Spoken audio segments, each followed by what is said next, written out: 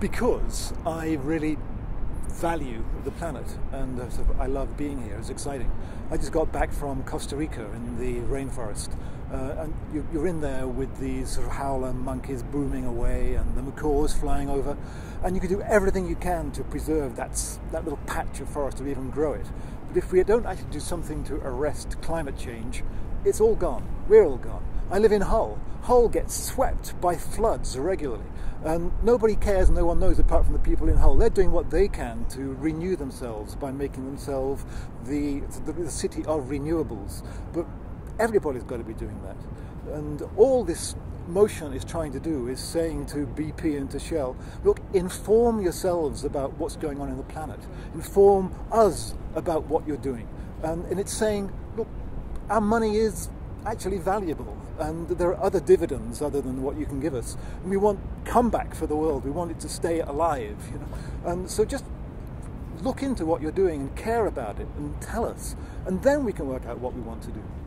So I think it's weird how little most people understand about the financial system, and like having no real incentive to understand it, because, you know, even if you were motivated enough to try and understand it, there's all this jargon, there's all these words, you know, it's the kind of thing that I never learned at school, and you kind of sense that it's very powerful but feel like it's something that actually quite disconnects from you. I mean, I've lived in London my whole life, but like I've only been to Canary Wharf once to go through it and go somewhere else.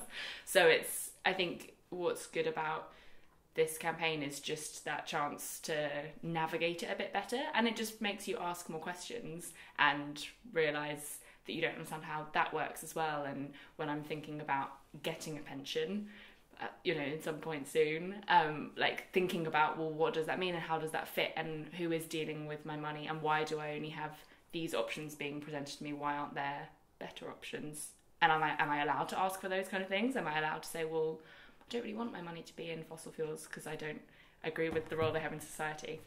So having a place to get some of those answers, or just, you know, encouragement that those are the right kind of questions and that there could be a different way to do it, and there's actually a way that you can engage in it, is just quite interesting. Yeah, so I never thought I was the sort of person who'd buy shares at all, let alone into oil company. So it was quite a weird thing to do, and it was quite a complicated process actually doing it. But then once I did, but yeah, I do think it's really important. I was really shocked to find that the Shell and BP are the two biggest companies on the stock market.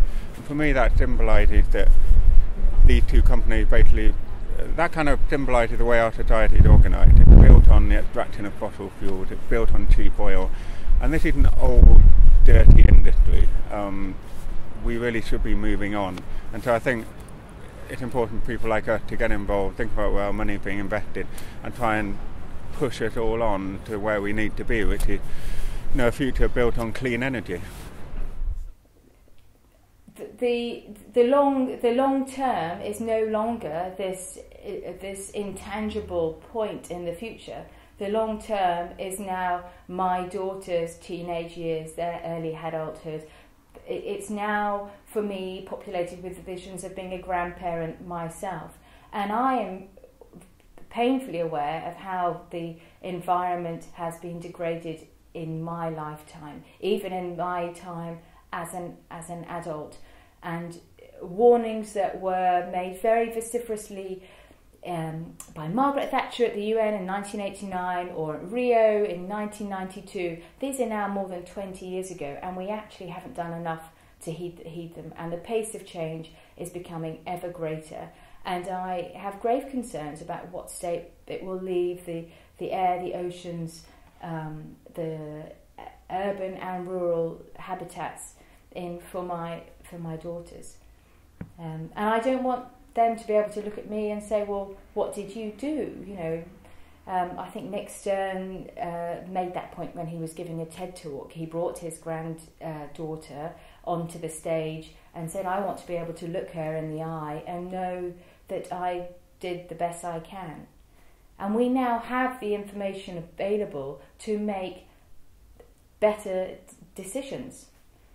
We know the risks, and not to act on them would be foolhardy, would be blind.